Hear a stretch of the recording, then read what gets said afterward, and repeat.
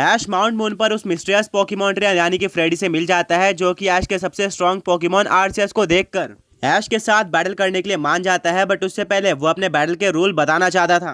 Freddy कहता है कि उसकी बैटल काफी यूनिक होती है। नॉर्मल बैटल्स के अंदर 6 पोकेमॉन का यूज किया जाता है, पर ये बैटल 7 पोकेमॉन्स की होगी। मैं पोकेमॉन वर्ल्ड के रूल्स को नहीं मानता। तुम किसी भी पोकेमॉन का यूज कर सकते हो और पूरे फाइट के अंदर सिर्फ और सिर्फ एक ही फेनोमेना यूज करना अलाउड है।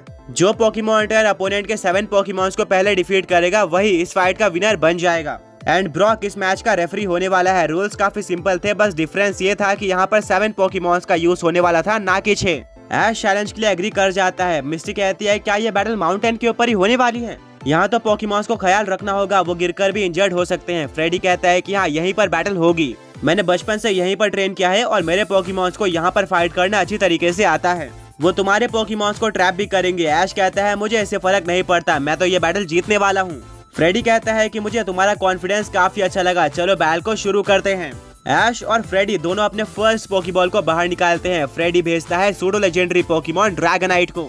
वहीं पर ऐश सेंड करता है अपने लेजेंडरी पोकेमॉन शाइनी म्यूट को। इसको देखकर फ्रेडी के होश उड़ जाते हैं। वो कहता है क्या तुमने मुझे ऑलरेडी आर्सेस दिखा रखा है और अब तुमने म्यूट को भी सेंड कर दिया है? आखिर तुम्हारे पास कौन कौन से पोकेमॉन है? ऐश कहता है वो तो तुम्हें बैटल के अंदर पता चल ही जाएगा।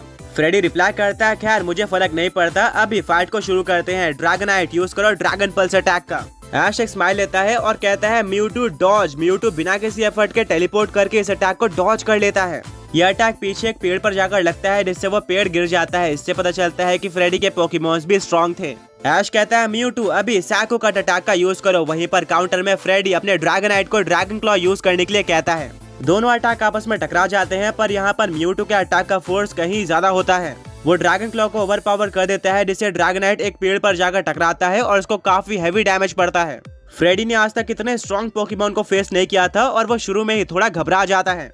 उसको इस तरह से डोमिनेट होने की आदत नहीं थी। सैना कहती है फ्रेडी क्या तुम मानते हो कि ऐश एक पोकेमॉन मास्टर है? फ्रेडी अपनी आंखें बंद करता है और कहता है नहीं, मुझे बाहर के दुनिया से कोई भी मतलब नहीं है। ड्रैगनाइट अभी वापस खड़े हो जाओ और यूज करो थंडर बोल्ट अटैक का। ड्रैगनाइट बिल्कुल ऐसा ही करता है।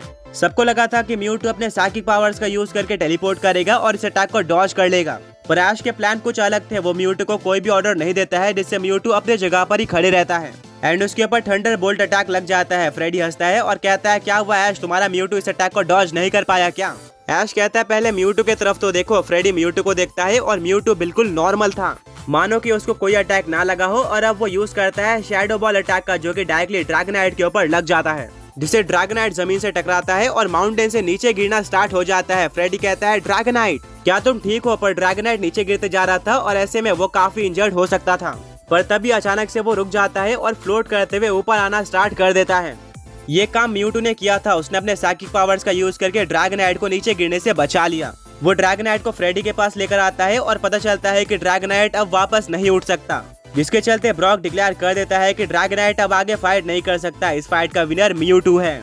फ्रेडी का फर्स्ट पोकेमॉन डिफीट हो गया है और अब उसके पास टोटल 6 पोकेमॉन्स बाकी हैं। फ्रेडी पूरी तरह से शॉक में आ चुका था। उसको ऐसे पोकेमॉन ट्रेनर से फाइट करने की बिल्कुल भी आदत नहीं थी। वो अपने ड्रैगनाइट को पोकेबॉल के अंदर वापस लेता है और नर्वसली कहता है कि मैं तो तुम्हें टेस्ट कर रहा था। तुम्हें क्या लगता है कि सिर्फ तुम्हारे पास ही लेजेंडरी पोकेमॉन्स है? वेल मुझे भी अपने लेजेंडरी पोकेमॉन्स दिखाना होगा। मैं ऐसे ही इतना स्ट्रॉन्ग नहीं हो गया। आगे बढ़ने से पहले पिछले पोके क्विज के विनर्स ये रहे। एंड आज का क्वेश्चन ये है कि ऐश डिजर्विंग है या फिर नहीं, ये पता लगाने के लिए फ्रेडी ने ऐश के किस क्वालिटी को देखा था। ऐश कहता है बिल्कुल फ्रेडी, अब मजा आएगा, मुझे स्ट्रॉन्ग पोकेमॉन से फाइट करना ही पसंद है, मुझे डिसअपॉइंट मत करना। फ्रेडी ने सोचा था कि लेजेंडरी पोकेमॉन का नाम लेते ही ऐश नर्वस हो जाएगा, पर इसका बिल्कुल उल्टा हुआ था। ऐश और भी ज्यादा एक्साइटेड हो जाता है। वेल फ्रेडी अपने सेकंड पोकेबॉल को टॉस करता है, जिसमें से बाहर आता है फायर और स्टील टाइप का लेजेंडरी पोकेमॉन हीट्रैन। ऐश कहता है क्या एक हीट्रैन? वेल मैंने एक स्ट्रॉन्ग लेजेंडरी एक्सपेक्ट किया था, पर कोई बात नहीं। म्यूटू यूज करो साइड शॉक अटैक का। म्यूटू काफी सारे साइकिक क्रिस्टल्स को क्रिएट करता है और उनको हीट्रैन की तरफ फायर कर देता है। फ्रेडी कहता है हीट्रैन अभी इस अटैक को डॉज करो। हीट्रैन की स्पीड उतनी ज्यादा नहीं थी, जिसके चलते उसके पर ज्यादातर साइकिक शार्ड लग जाते हैं और उसको डैमेज पड़ता है। फ्रेडी कहता है कि हम अपने डिफेंस पर नहीं बल्कि अटैक पर भरोसा रखते हैं। हीट्रैन मैग्मा स्टॉर्म अटैक का यूज करो। हीट्रैन एक रोर करता है, जिससे उसके नीचे की जमीन ब्राइट ऑरेंज कलर में ग्लो करना स्टार्ट कर देती है, जिससे एक मैग्मा का टॉर्नेडो बाहर आता है और यह म्यूटू की तरफ बढ़ना स्टार्ट हो जाता है। जैसे ये म्यूटू के ऊपर लगने वाला था, म्यूटू अपने आसपास एक सर्कल बना लेता है बैरियर का जिससे म्यूटू को मैग्मा स्टॉर्म अटैक का कोई भी असर नहीं पड़ता है। ऐश कहता है म्यूटू बहुत बढ़िया, अभी स्विफ्ट अटैक का यूज करो। म्यूटू अपने हाथों का यूज करके काफी सारे गोल्डन स्टार्स को क्रिएट करता है और हीटरैन की तरफ अनलीश कर देता है। सारे के सारे स्टार्स एक साथ हीटरैन के ऊपर लगते हैं, जिससे हीटरैन को काफी डैमेज पड़ता है। फ्रेडी कहता है हीटरैन ऐसे तो बात नहीं बनेगी, अभी यूज करो फ्लैश कैनन अटैक का। हीटरैन एक स्टील की बनी हुई लेजर बीम फायर करता है और इस बार यह अटैक म्यूटू के ऊपर लग जाता है। पर म्यूटू को इससे जितना भी फर्क पड़ा था, म्यूटू रिकवर अटैक का यूज करके पूरी एचपी रिकवर कर लेता है। म्यूटू को डिफीट करना पूरी तरह से इम्पॉसिबल लग रहा था। ऐश कहता है म्यूटू चलो हीटरैन को खत्म करते हैं। साइकिक अटैक का यूज करो। म्यूटू की आंखें पिंक कलर में ग्लो करना स्टार्ट कर देती है और वह साइकिक का यूज करके हीटरैन को कंट्रोल करना स्टार्ट करता है। हीटरैन अपनी पूरी कोशिश करता है म्यूटू के पकड़ से छूटने की, बट फेल हो जाता है। फाइनली म्यूटू अपने फुल फोर्स का यूज करके हीटरैन को जमीन पर पटकता है। इम्पैक्ट इतना ज्यादा था कि जमीन पर एक काफी बड़ा खड्डा हो जाता है। ब्रॉक जाकर हीटरैन को चेक करता है। हीटरैन आगे फाइट करने की हालत में बिल्कुल भी नहीं था, जिसके चलते ब्रॉक डिक्लेयर कर देता है कि हीटरैन हार चुका है। म्यूटू ने लगातार फ्रेडी के 2 पोकेमॉन्स को डिफीट कर दिया है। वेल फ्रेडी काफी गुस्सा हो जाता है और वो अपने हीटरैन को पोकेबॉल के अंदर वापस लेता है। फ्रेडी कहता है क्या तुम्हें पता है, इससे पहले मैंने जितनी भी बैटल करी है, ड्रैगनाइट और हीटरैन दोनों 2 से ज्यादा पोकेमॉन्स को हर बार डिफीट करते थे, पर इस बार कुछ अलग हो रहा है। ऐश कहता है कि इस बार तुम्हारे सामने पोकेमॉन मास्टर है। अब तुम्हें पता चल रहा है कि बाहर के दुनिया में कितने स्ट्रॉन्ग पोकेमॉन ट्रेनर्स रहते हैं और पोकेमॉन मास्टर या फिर वर्ल्ड चैंपियन बनना इतना भी इजी नहीं है। फ्रेडी कहता है कि मैं अपने बात पर टिका हुआ हूँ, बाहर के सारे पोकेमॉन ट्रेनर्स वीक होते हैं।